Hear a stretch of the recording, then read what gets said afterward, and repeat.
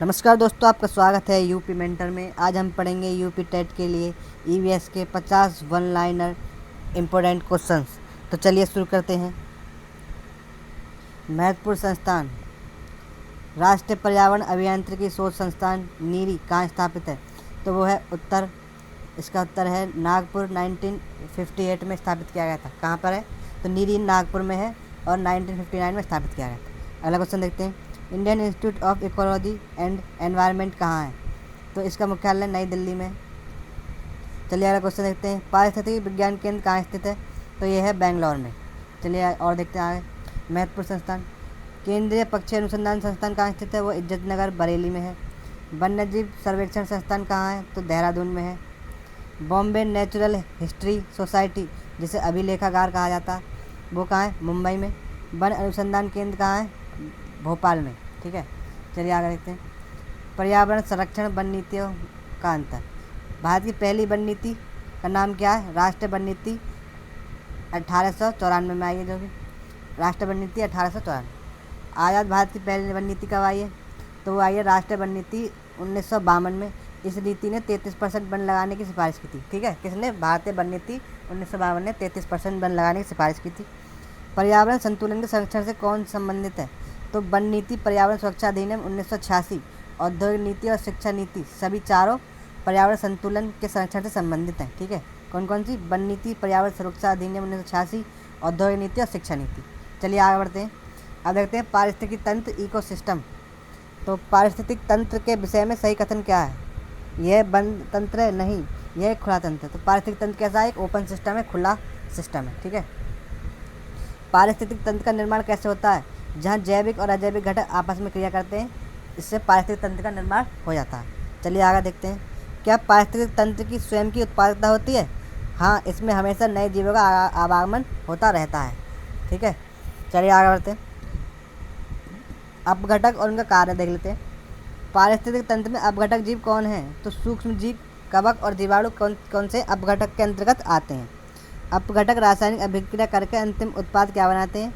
तो ये ह्यूमस, जैविक खाद बनाते हैं अपघटक। ये तत्वों का पुनर्चक्रण कैसे करते हैं? तो ये पोषक तत्वों को मिट्टी में मुक्त करते हैं, जिन्हें पौधे ग्रहण करते हैं। ठीक है, तो ये एक तरह से रिसाइकलिंग का कार्य करते हैं और ये सफाई कर्मी की तरह अपनी भूमिका निभाते हैं। क्या विषाणु अपघटक की श्रेणी में आते हैं? तो विषाणु अपघटक नहीं होते हैं। शैवाल किस श्रेणी के अंतर्गत आते हैं? तो शुद्ध शैवाल और घटपर्णी पौधे उत्पादक होते हैं, लेकिन जीवाणु के साथ मिलकर नील हरित शैवाल अपघटक का काम करते हैं। ठीक है, तो जो शैवाल और घटपर्णी पौधे हैं, एक तरह के उत्पादक होते हैं, लेकिन जब जीवाणु के साथ मिल जाते हैं तो एक तरह से नील हरित शैवाल अपघटक का कार्य करते हैं। चलिए आगे देखते हैं। पोषक स्तर और जैविक अनुक्रमण। पोषक स्तर कैसे बनते हैं और इनकी संख्या कितनी होती है? तो खाद्य श्रृंखला में जीवों के जुड़ने से पोषक स्तर असीमित होते हैं। ठीक है ना। कैसे बनते हैं? खाद्य श्रृंखला में जीवों के जोड़ने से बनते हैं और इनकी संख्या असीमित होती है। चलिए आगे देखते हैं। ऑडम महोदय के अनुसार जैविक अनुक्रम, इकोलॉजिकल सक्सेशन का सही क्रम क्या है? तो सबसे पहले नग्नीकरण होता है, फिर प्रवास माइग्रेशन, फिर आस्थापन प्रतिक्रिया और फिर स्थिरीकरण। ठीक है, तो ये क्या है? जैव अनुक्रम की सही क्रम है एक तरह से। चलिए आगे बढ़ते हैं। पारिस्थितिक आंदोलन। पारिस्थितिक एक स्थायी मितव्ययता है। यह मितव्ययता है, यह किस आंदोलन का नारा था? तो ये चिपको आंदोलन, जिसका ये कथन किसका है? ये सुंदरलाल बहुगुणा का। ठीक है, पारिस्थितिक एक स्थायी मितव्ययता है, यह कथन है सुंदरलाल बहुगुणा का। चलिए आगे देखते हैं। चिपको आंदोलन कब और कहाँ हुआ? तो 1973 में चमोली जिला उत्तराखंड में वृक्षों के कटाव के विरोध में 1973 में हुआ था, उत्तराखंड में। ठीक है, चिपको आंदोलन के प्रमुख नेतृत्वकर्ता कौन थे? तो वो थे चंदी प्रसाद भट्ट, सुंदरलाल बहुगुणा, गौरा देवी, वंदना शिवा और पांडुरंग हेगड़े, ये प्रमुख नेतृत्वकर्ता थे। अब देखते हैं जीव विज्ञान की शाखाएं। विभिन्न जीवों के वैज्ञानिक अध्ययन को क्या कहते हैं? तो उन्हें कहते हैं अलग अलग प्रकार के। मत्स्य जो कि फिश है, इसे इथियोलॉजी कहते हैं फिश के अध्ययन को।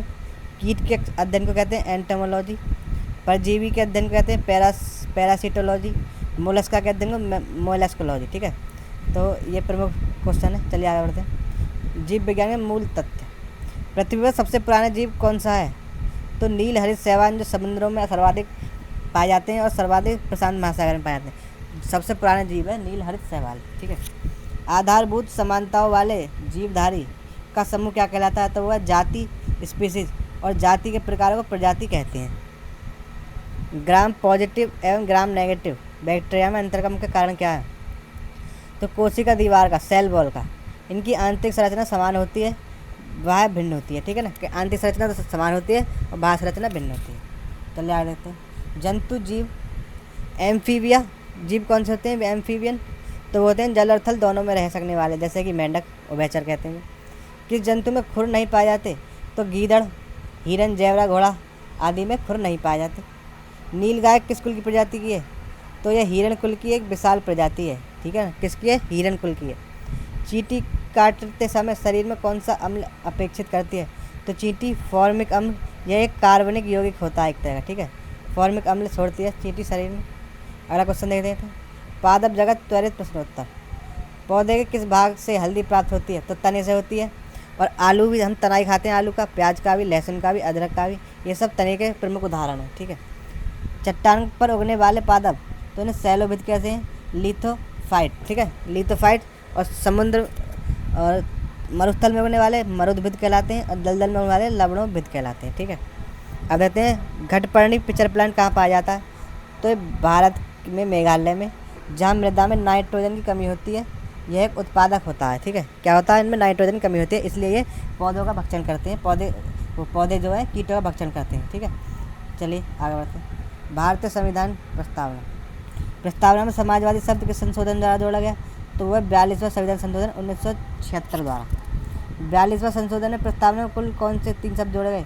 तो समाजवादी, पंथ निरपेक्ष और अखंडता, 3 शब्द जोड़े गए। 42वें संविधान संशोधन से जुड़े गए अन्य तथ्य देखते हैं। इसे लघु संविधान कहा जाता है 42वें संविधान को। और वन्य जीवी को राज्य सूची में हटाकर संवर्ती सूची में डाला गया और राज्य सूची से हटाकर संवर्ती सूची में डाला गया। ठीक है, कौन से? 42वें संविधान संशोधन द्वारा। चलिए आगे देखते हैं। गणतंत्र और राष्ट्रपति। गणतंत्र का अर्थ क्या है? भारत एक गणतंत्र है, इसका वास्तविक अर्थ क्या है? देश का सर्वोच्च पद राष्ट्रपति और वंशानुगत नहीं होता। ठीक है, इसमें क्या है? इलेक्टेड होते हैं सभी, कोई भी वंशानुगत तरीके से नहीं चलता। 1949-50 में भारत का संविधान पूर्णतः कब बनकर तैयार हुआ? तो बनकर तैयार हुआ था 26 नवंबर 1949 और लागू हुआ 26 जनवरी 1950 को। अब देख लेते हैं अगला क्वेश्चन। संविधान सभा ने राष्ट्रध्वज को सर्वप्रथम कब स्वीकार किया? तो 22 जुलाई 1947 को राष्ट्रध्वज को स्वीकार किया गया, 22 जुलाई को। चलिए आगे देखते हैं।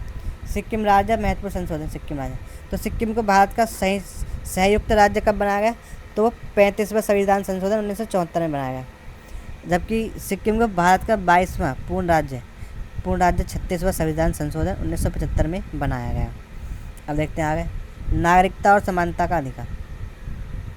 नागरिकता से संबंधित प्रावधान भाग 2 में है, अनुच्छेद 5 से 11 तक है, जबकि समता का अधिकार अनुच्छेद 14 से 18 तक है। ये पहला मूल अधिकार है। तो 14 में विधि के समक्ष समानता है, 15 में धर्म, जाति, लिंग के आधार पर भेदभाव का प्रतिषेध है, अनुच्छेद 16 में अवसर की समानता है लोक नियोजन में, और अनुच्छेद 17 में अस्पृश्यता, छुआछूत का अंत, अनुच्छेद 18 में उपाधियों का अंत किया गया है। ठीक है, चलिए आगे देखते हैं। मूल अधिकार, शिक्षा और संरक्षण। 6 से 14 वर्ष के बच्चों को निःशुल्क शिक्षा का अधिकार अनुच्छेद 21 क में है, जो कि मूल अधिकार है। RT 2009 के तहत आया और ये RT 2009 1 अप्रैल 2010 से लागू की गई। संविधान के अंतर्गत मूल अधिकारों का संरक्षक कौन है? तो सर्वोच्च न्यायालय, सुप्रीम कोर्ट सर्वोच्च मूल अधिकारों का संरक्षण है। ये एक तरह का प्रैक्टिस क्वेश्चन है, रिवीजन है एक तरह का, तो जल्दी इसलिए हम देख लेते हैं। न्यायालय को रिट जारी करने का अधिकार किस अनुच्छेद में है? तो अनुच्छेद 32 में संवैधानिक उपचारों का अधिकार। विधिक अधिकार और कानून। भारत में संपत्ति के अधिकार को वर्तमान में स्थिति क्या है?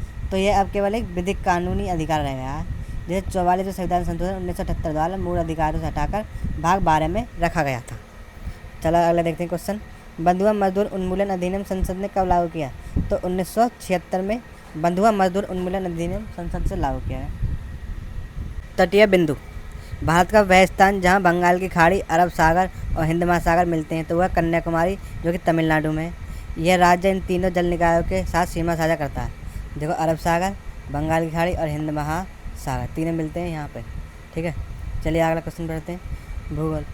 पूर्वोत्तर के किस राज्य की सीमा बांग्लादेश से नहीं मिलती? तो किसकी नहीं मिलती, मणिपुर की नहीं मिलती, जबकि मेघालय, त्रिपुरा, मणिपुर, मिजोरम इन सब की मिलती है। ठीक है, तो ये देखो यहाँ पे मणिपुर की सीमा नहीं मिल रही। तो यहाँ पे 50 क्वेश्चन का क्विक रिवीजन समाप्त होता है। अगर वीडियो पसंद आई हो तो लाइक करना और चैनल को सब्सक्राइब जरूर करना। ये यूपी टेल में पूछे गए 50 क्वेश्चन थे जो कि इम्पोर्टेंट है। चलिए।